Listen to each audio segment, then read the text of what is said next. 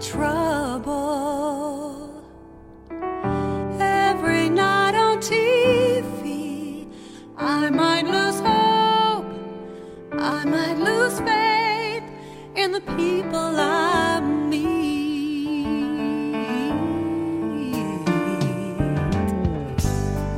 If it takes a village, then the world is our town, looking out for each other. Hello and welcome to People for People. I'm your host Tammy Allen, and it is my great pleasure today to be here with Kim Anderson, CEO of Families First, an organization that's been doing great stuff in Atlanta for over 100 years. That's correct. That's correct. A big statement. Yeah, very long time. Statement. Families First. That's a wonderful concept too. I love it. Can you tell us about it? Sure. As you alluded to, we've been in business for 120 years. Wow. And we were started in 1890, not too far from Spelman College, as the Leonard Street Orphanage. The Leonard Street Orphanage, by two women who recognized children on the streets of Atlanta needing help. And that... Well, that's kind of funny to think about children being on the streets in 1890, isn't it? Yes. But you know, the need is still the same. Mm-hmm. And probably that worse is, now. We have more people. Yes, very much so.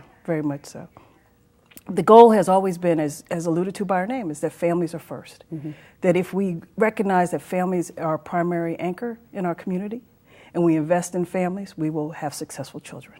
And well, so we've been obviously you guys have been doing a great job. Yes. So we've been doing this for 120 years, focusing work on work that empowers families, ensures the success of children, which is our mission.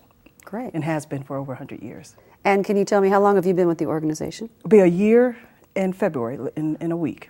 Okay, so you just went through some changes and you came on board. And yes, we've been in transition, but trying to get very focused, trying to get community to acknowledge or re-acknowledge the core role that families play in community. Mm-hmm. And that if we can get the recipe of families right, we can address the needs of children. And that so much of what we see going on, particularly in this recession, is manifestations of families in disruption. Right. And when we get that right, when we get community right, we get family right, then we can ensure the success of children. So we have three primary focus areas.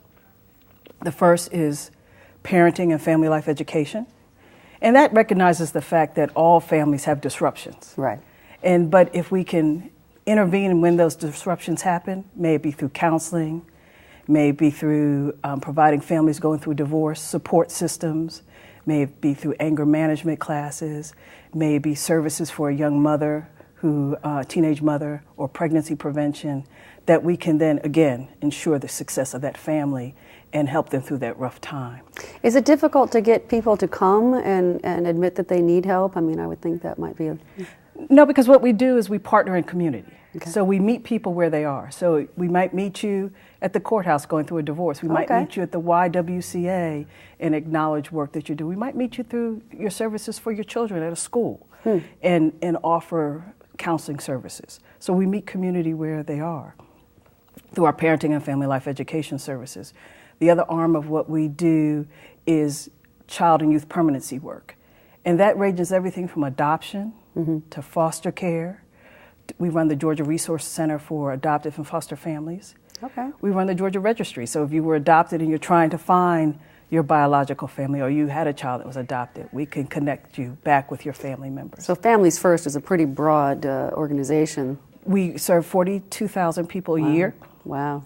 Throughout the state of Georgia, particularly in 5 metro counties.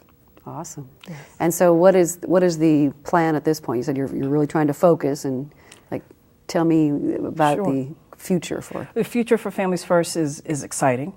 One is to really begin connecting more with other service providers. I think we've talked and communities talked more about collaboration.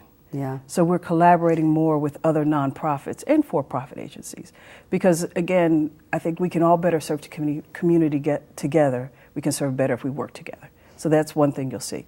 The second thing you'll hear over the next coming months is really how do we engage community in a conversation around families. Part of what, our goal in nonprofit is eventually to put ourselves out of business.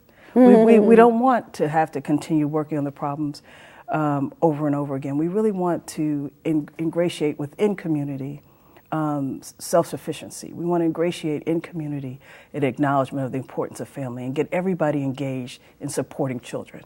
Mm-hmm. So you'll hear us more giving people an opportunity to serve our community and engaging. Are there a lot of volunteer opportunities?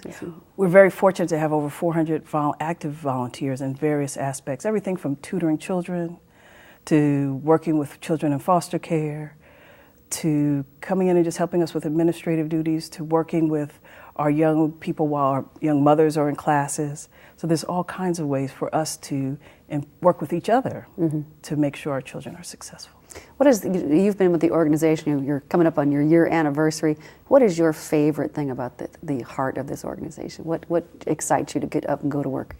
I think when I talk to a young person who's gotten services through one of our programs, or even a parent, and I can see that light in their eyes where they know that not only that things are going to be better, it's because they are better, that they have the tools to make life better for themselves and for their families. Yeah. So it may be because now I have a home and now I can focus on other skill sets and build self-sufficiency in my family. It may be because I grew up in foster care, but now I have all these other supports and I now feel loved. Because blood isn't, it's the connections we feel to people. It has nothing to do with, a family is the people that care about us and we care about. Exactly. That could be anybody. Exactly. We don't even define it. It's defined in our hearts. And I could tell by the smile on your face that is what really triggers happiness for you, is when you see the happiness within them. Self-empowerment. But they have to they have to feel like, okay, I have a home and food, basic necessities before you can even get to that place, don't you think? Surely. And one of our core areas is supportive housing, because we know that a true tenet of feeling that you can move to self-sufficiency is feeling stable. Yeah, you got to have stable housing. And then if you have stable housing and we wrap you with services that meet your needs, that says, okay, well, if you are living with HIV and AIDS and you need medical care, then we'll make sure you get the medical care. If you're struggling with the challenges of drug abuse and we can get you treatment, then you can begin building your family. Right. You can build the connection, and you can get focused on your children. And if we measure our success as community on the success of our children as a whole, and we can empower people to do that, then in the long run, we're going to benefit all of society and all of community. Very exciting. Well, we've got to take a little break right now. Thank you for joining us, Kim, and we're going to be coming back with some more of the staff of Families First and hear more about all of these services that you guys provide. We'll be right back. Thank you.